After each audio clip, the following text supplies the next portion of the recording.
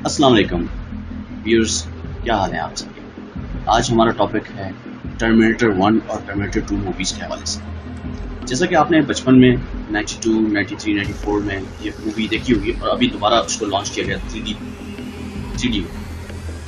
तो टर्मिनेटर 1 और 2 में जो हमें मैसेज दिया गया 1991, 1985 और 1991 में, जो इस दुनिया की आवाम को जो मैसेज मूवी के थ्रू दिया गया, उस कंटेंट के थ्रू दिया गया, वो था क्या? अब आप मुझे खुद बताएं। वो फिक्शन थी, ठीक है, fantasy fiction whatever you can say, लेकिन आखिर उनको ही कैसे पता था, उस डायरेक्टर को, जेम्स कैमरॉन को या राइटर व्हाटएवर जो भी था, उनको कैसे पता था ये कि आने वाले वक्त में 2030 तक, 2029-30 तक ये दुनिया तबाही की तरफ जा चुकी होगी। क्योंकि जब आपको पता ही है कि दोनों फिल्मों के स्टार्ट में उन्होंने यही दिखाया था कि दुनिया तबाह हो चुकी है और रोबोट्स और आर्टिफिशियल इंटेलिजेंस जो अभी आ चुकी है दुनिया में, उसने जो है वो टर्मिनेटर्स में और रोबोट्स ने टेक ओवर कर लिया इंसानों से, और इंसान गुलाम बन के रह गए। और कोई गायबाना कोई छुपी हुई ताकत है जो इसको कैप्चर करके इसको रन कर रही है। तो ये जो मैसेज था, मेरा एक सवाल है, बेसिकली जो वीडियो है ये मेरे कुछ सवाल भी होंगे इसमें, आप भी सोचें इसमें, मैं भी सोच रहा हूँ कि आखिर क्या वजह थी कि टर्मिनेटर को लॉन्च किया गया। एक तो आवाम की ब्रेन, बहुत अच्छी फिल्म थी, मैं भी उस अब तक मैं कायल हूँ, बहुत ज़बरदस्त बनाई दोनों फिल्में, ज़बरदस्त, आउटस्टैंडिंग, ब्लॉकबस्टर। लेकिन आखिर इनको कैसे पता था ये कि ये 2030 तक दुनिया तबाह हो जाएगी, चाहे एटॉमिक न्यूक्लियर अटैक से, एटम से तबाह होगी,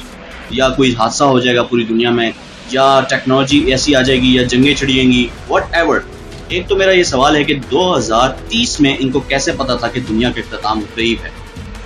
फर्स्ट। सेकंड, ये जो कंटेंट है ये कैसे ऐसे खुद ख्याली हो के कैसे किसी ने लिख लिया, आखिर किसी ने लिखवाया है। मेरा ये मानना है, इट्स माय ओपिनियन, आप इससे बिल्कुल डिसएग्री कर सकते हैं। मेरा ये मानना है कि ये मूवीज किसी एजेंडे, कोई इसके पीछे था, कोई ताकतें थी जिन्होंने ये फिल्म बनवाई है। जेम्स कैमरॉन, आपको पता होना चाहिए कि इससे पहले कोई इतना खातर ख्वाह डायरेक्टर प्रोड्यूसर नहीं था, आपको पता है, कोई नहीं, छोटा मोटा सा था, कोई काम देने को इसके तैयार नहीं था। टर्मिनेटर 1 इसका पहला ऐसा प्रोजेक्ट था जिसमें एक रिस्क लिया उस प्रोड्यूसर ने, जो लेडी थी कोई, और उन्होंने इनको, जेम्स कैमरॉन को मौका दिया और इन्होंने ये फिल्म बना डाली।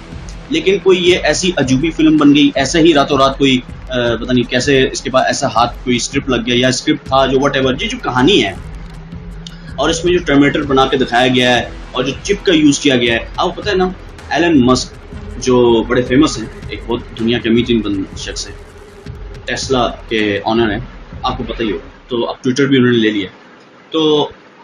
वो खुद एक ऐसे प्रोजेक्ट पे काम कर रहे हैं जो इससे चिप बनती है, जो इंसान के दिमाग में लगाई जा सकती है फ्यूचर में, या अभी से शुरू हो गया, जानवरों पे और दूसरे इंसानों पे भी टेस्ट किया जा रहा है। अभी तो वो बहाना ये कर रहे हैं कि हम इलाज के तौर पे कर रहे हैं, जो बुजुर्ग या बूढ़े हो जाते हैं या जिनकी बीमारी या दिमागी हालत सही नहीं रहती, उनके लिए हम बना रहे हैं। बेसिकली एजेंडा कुछ और है, हमें भी इतने हम मासूम नहीं है, हमें भी पता है कि ये क्यों किया जा रहा है। तो वो चिप जो थी वो उन्होंने 1985, 84, 1986 उस बार में जो टर्मिनेटर 1 लॉन्च हुई थी, रिलीज हुई थी, तो उसमें उन्होंने वो चिप का जो सिलसिला था वो उन्होंने दिखा दिया था कि चिप होगी, एक रोबोट होंगे। बेसिकली जरूरी नहीं है कि कोई लोहे का जिस्म होगा और उसके ऊपर इंसान का वो जो मास्क चढ़ाया जाएगा, ये भी जरूरी हो सकता है, ऐसा हो भी जाए आर्टिफिशियल इंटेलिजेंस में, लेकिन जरूरी भी नहीं है। क्योंकि बात सुनने में ये आ रही है, कहीं यूट्यूब पे और सोशल मीडिया पे लोग काफ़ी इस पे वीडियो बना के प्रोग्राम्स भी कर चुके हैं और कर भी रहे हैं, और मेरा भी ये कहीं हद तक मैंने जितनी सर्च की और उतनी वीडियोज़ देखी हैं, कंटेंट देखा है लोगों का भी, मैं इससे इत्तेफाक करता हूँ कि ये इंसान को एक रोबोट बनाने के चक्कर में, आधा इंसान आधा रोबोट, जिसमें आपको याद होगा टर्मिनेटर 4 आई थी, जिसमें बैटमैन वाले एक्टर थे, उनका नाम मुझे याद नहीं आ रहा, तो वो जब थे तो उसमें एक टर्मिनेटर होता है, उसमें फर्स्ट टाइम ये दिखाया गया कि एक इंसान भी टर्मिनेटर हो सकता है, आधा इंसान है वो, आधा रोबोट है, तो और आखिर में फतह भी उसको होती है। तो ये एक चीज़ दिखाई गई टर्मिनेटर 4 में।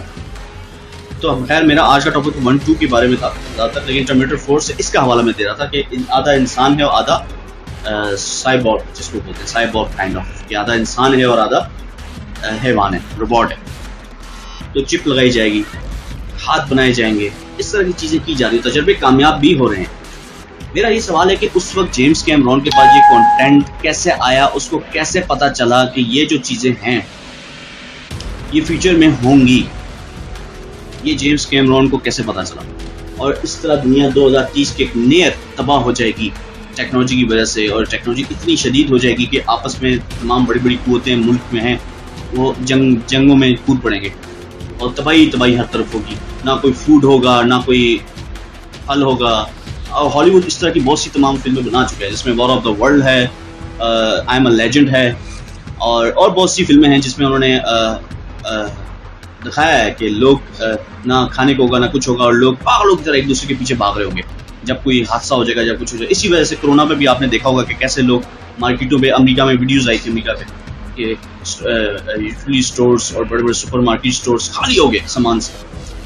क्यों? क्योंकि उन्होंने उनके दिमाग को ब्रेन वॉश किया जा चुका था कि आप जब ऐसी आफत आएगी तो आपने सबसे पहले मार्केट्स में जाना है और सामान ले लेना, क्योंकि सामान की शॉर्टेज हो जाएगी। तो ये मैंने एक चीज़ अक्स की थी कि टर्मिनेटर का जो कंटेंट था, टर्मिनेटर 1 का, टर्मिनेटर 2 का, क्या वो कहीं एक ख़ास एजेंडे के थ्रू तो नहीं बनाई गई थी कि आने वाले वो जिन ताकतों ने जहाँ तक इस दुनिया को लेके जाना है, जिन ताकतों को, जो कुछ दूसरे हमारे जो वीलॉकर्स हैं वो ये भी कहते हैं शैतानी ताकतें, तो चलें ठीक है, मैं भी बोल देता हूँ शैतानी ताकतें जो हैं, जो भी है, जो इस दुनिया को रूल कर रही हैं 300 साल से, 3 सदियों से, 300 साल से, वो कहीं वो तो नहीं कि उन्होंने तो नहीं बनाई ये कंटेंट, तो मुझे तो ऐसे ही लगता है। और वो एक एजेंडे के थ्रू ये लाएगी और लोगों तक फेमस करवाएगी, और लोगों ने भी पसंद किया। और देखें आपने कितनी मेहनत से बनाई गई, और जेम्स कैमरॉन को क्रेडिट जरूर चाहता है कि उन्होंने टाइटैनिक भी बाद में बनाई, ठीक है, लेकिन ये जो टर्मिनेटर प्रोजेक्ट था 1 और 2, ये मुझे 100% श्योरिटी है। वैसे तो हॉलीवुड की ज़्यादातर फिल्में एक एजेंडे के थ्रू बनाई जाती हैं, लेकिन ये भी उसी का हिस्सा है, और ये भी एक ख़ास एजेंडे और के थ्रू बनाई गई थी, और लोगों को बताना चाहता कि be ready, you will see, आप ये सब देखोगे, रेडी हो जाओ। उस वक्त तो लोगों ने बड़े मजे से, क्योंकि उस वक्त तो ऐसी कोई चीज़ नहीं थी, ना आसपास ऐसी कोई टेक्नोलॉजी आ जरूरी थी, वीडियो गेम्स वगैरह आ रहे थे, लेकिन ऐसी टेक्नोलॉजी नहीं आई थी कि आप कोई चलता फिरता साइबॉर्ग होगा, रोबोट होगा, आधा इंसान आधा वो होगा। अभी भी इस तरह तो फौरन नहीं हुआ, आम लोगों में तो नहीं शुरू हुआ, लेकिन ये उस वक्त तो अभी नहीं है, तो सोचें आप उस वक्त कैसे, लेकिन अभी आ जाए तो कहीं हद तक तो लोग जो खासकर वेस्टर्न कंट्रीज़ हैं या जापान है, इस चाइना में भी लोग एक्सेप्ट शायद कर लें टेक्नोलॉजी। लेकिन कैसे आप यकीन कर सकते हैं कि ये 1990 या 1980 की दहाई पे फिल्में ये लॉन्च हुई और लोगों ने बेजराई, मतलब फेमस तो हुई, ये बहुत हिट ब्लॉकबस्टर तो हुई, लेकिन इस नज़रियात को सिर्फ फिल्म कह के लोगों ने, ये तो फिल्म है, आई डोंट थिंक सो, क्योंकि इसमें काफ़ी चीज़ें ऐसी दिखाई गई थी कि लोगों ने आखिर उस पर गौर व फिक्र क्यों नहीं किया कि ये कंटेंट हमें दिखाया जा रहा है, ये जो राइटर जिसने कहानी लिखी है या प्रोड्यूसर डायरेक्टर जिसने बनाई है फिल्म, ये दिखाना क्या चाह रहे हैं हमें कि 2030 तक दुनिया तबाह हो जाएगी और ऐसा होगा। ये सिर्फ हॉलीवुड की फिल्में नहीं होती, इसमें छुपे हुए मैसेजेस होते हैं, और मैंने इस पर बहुत गौर व फिक्र करके ये वीडियो मैं अपनी यूट्यूब पे डाल रहा हूँ, ये ऑडियो में रिकॉर्ड करा रहा हूँ अभी लोग, इस वजह से क्योंकि मैं समझता हूँ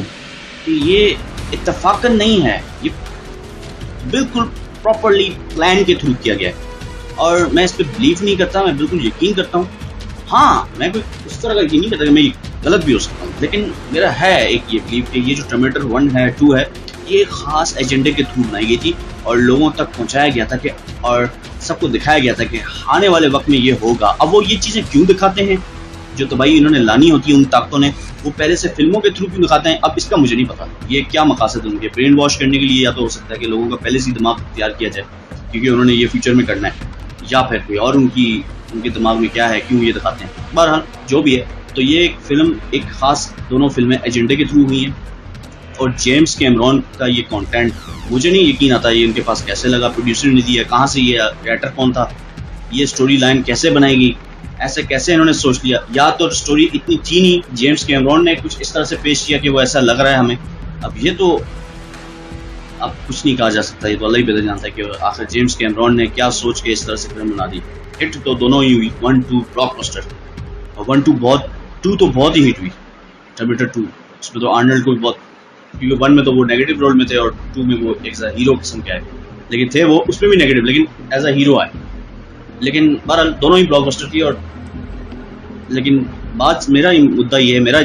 ये आज का एजेंडा है जो टॉपिक है वो ये है कि आखिर क्या वजह थी कि ये जो इन्होंने जो हमें दिखाना चाहा 2030 तक दुनिया तबाह हो जाएगी या 2019 तक तबाह हो जाएगी, फिर स्टार्ट में भी दिखाते हैं और बाद में दिखाते हैं एक लेडी बैठी होती है बच्चों के साथ खेल रही होती है और फिर एकदम से एटम बम गिरता है, ये दुनिया तबाह। तो क़यामत की शक्ल देने की कोशिश की गई। एक तो ये चलो ठीक है वो दिखाना चाह रहे हैं, लेकिन हम सब मान रहे हैं, टेक्नोलॉजी भी मान लेते हैं ये सारी टेक्नोलॉजी होगी, फ्यूचर में ऐसा होगा, लेकिन ऐसा होगा या ऐसा नहीं होगा ये इनको कैसे पता था, इनको कैसे चीज़ें अंदाज़ा था कि 2030 तक ये दुनिया तबाह हो जाएगी। और मैं ये क्यों कह रहा हूँ क्योंकि आपको कुछ नज़र आ रहा है, अभी 2022 है, आप ये बातें सोच रहे होंगे ये बंदा ऐसी बातें क्यों कर रहा है। इसकी वजह यह है कि कोरोना के बाद मुझे बहुत सी चीज़ों पे इत्तेफाक हुआ कि टर्मिनेटर 1-2 की तरफ मेरा जहन गया कि आखिर देखो 2030 भी नहीं, 2030 से पहले 2022 चल रहा है, 2022 तक देखें हमारी हालत क्या हो चुकी है। गंदम का क्राइसिस आने वाला है, कोरोना के बाद कितनी लोगों की जॉब चली गई हैं, इकोनॉमिकली पूरी दुनिया तबाही की तरफ जा रही है। पाकिस्तान को ही ले लें, पाकिस्तान का भी बेड़ा गर्क हो चुका है।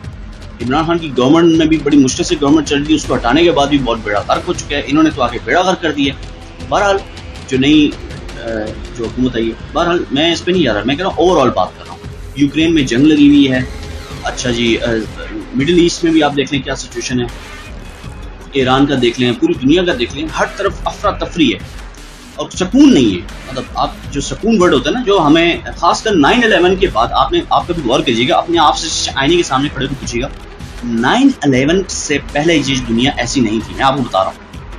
हाँ सेकेंड वर्ल्ड वॉर के वक्त या फर्स्ट वर्ल्ड वॉर के वक्त तो आप कह सकते हैं शायद ये दुनिया उसी तरह थी, लेकिन सेकेंड वर्ल्ड वॉर के बाद एक स्मूथ पीस आया था और वो भी एक एजेंडे के थ्रू लाया गया था। ऐसा नहीं था नेचुरल नहीं है, मतलब नेचुरल तो था ही, लेकिन मतलब एक प्लानिंग के थ्रू लाया गया था।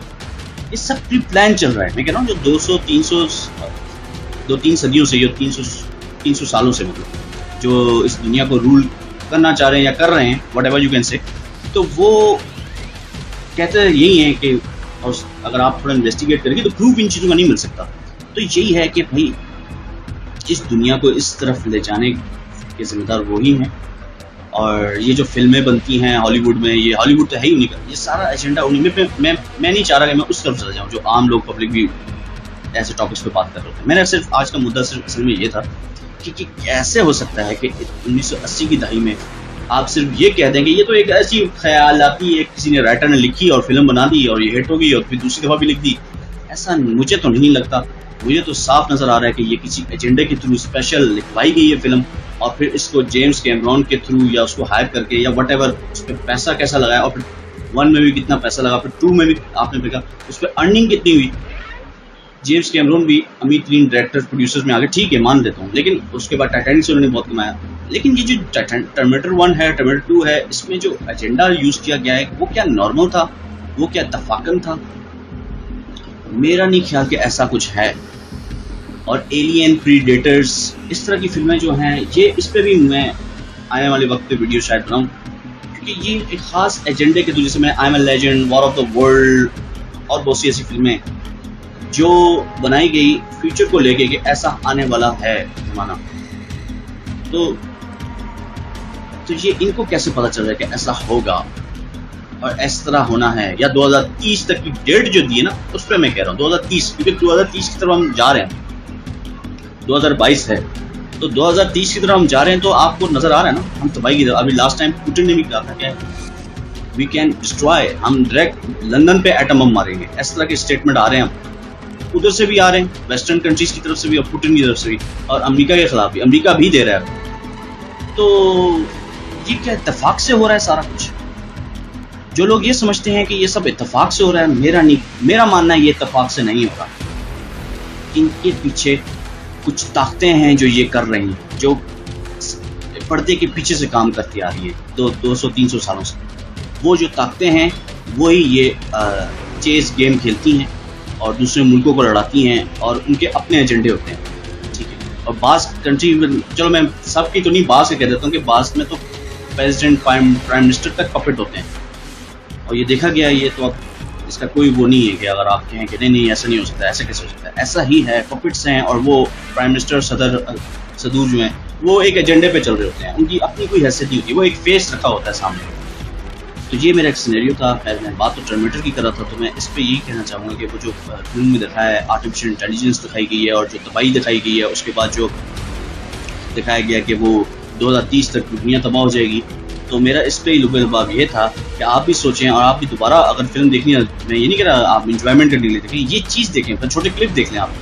कि आया ऐसा इनको कैसे पता चल रहा है कि दुनिया ऐसे तबाही की तरफ जा रही है। मेरी आज बात जान रखने, आज डेट है गालिबन साल के 8 तारीख है, आज जुलाई है। तो आज की डेट आप याद रख लें और आज आप देख लें कि जुलाई का महीना है, 2022 है और दुनिया तबाही की तरफ जा रही है। अल्लाह करे आगे कुछ बेहतरी आ जाए, लेकिन अभी होती भी तो नज़र नहीं आ रही। और हमें तो यही बताया जा रहा है कि भाई आगे तो गंदम का क्राइसिस खड़ा हुआ है पूरी दुनिया में, सिर्फ पाकिस्तान में नहीं, पूरी दुनिया में। पाकिस्तान में तो है और कुछ किया भी नहीं जा रहा उसके लिए, लेकिन पूरी दुनिया में क्राइसिस खड़ा हुआ है। इसकी वजह ये बताई जा रही है हमें मीडिया के थ्रू या वटेवर दूसरे सोर्सेज के थ्रू कि भाई कि वो यूक्रेन की जो वार है इस वजह से हो रही है, क्योंकि दुनिया का 30 से 40% गंदम जो है वो रशिया, रूस और यूक्रेन ये दोनों उगाते हैं, मतलब पैदा करते हैं,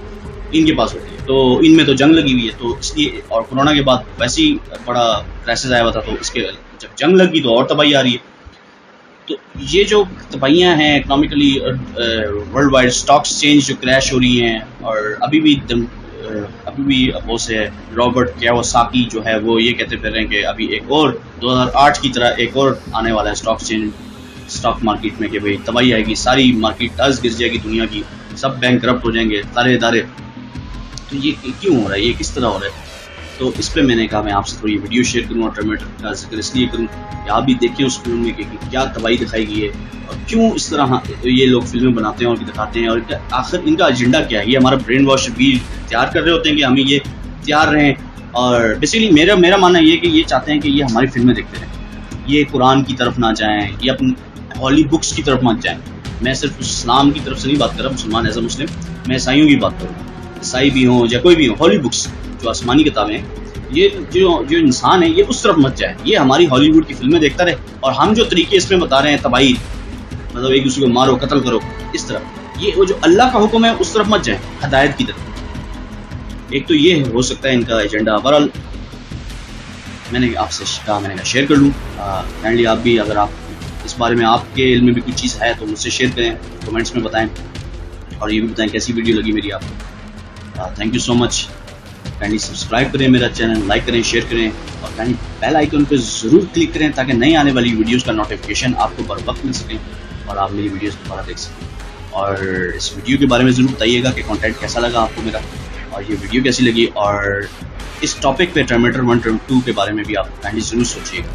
कि जेम्स कैमरॉन ने आखिर ऐसी मुँह उठा के फिल्म बना दी, मेरा नहीं, कि अंग्रेज़ जो गोरी चमड़ी वाले जो हैं ये कोई ऐसी चीज़ उठा के बना देते हैं। जी नहीं, क्योंकि तो बरसों की इस पर सर्च होती है, इन्वेस्टिगेशन होती है, सर्च होती है, कि कोई हमारी तरह तो है नहीं कि फिल्म मुँह उठा के बना दी, रात को स्क्रिप्ट लिखा सुबह फिल्म भी बना दी, ऐसा तो नहीं हो सकता। तो बहरहाल ये एक एजेंडे के थ्रू बनाई गई है, ये मेरा ओपिनियन है, और इसमें उनके क्या एजेंडास थे जो वो पूरे भी हुए हैं कि नहीं हुए, पूरे तो हो गए काफ़ी हद तक मेरे ख्याल से, अर्निंग पॉइंट ऑफ व्यू से भी हो गए हैं, और लोगों की ब्रेन वॉशिंग भी हो चुकी है, और क्या मकासद है ये तो वो खुद ही बता सकते हैं। Thank you so much. अल्लाह हाफिज़। अल्लाह हाफिज़।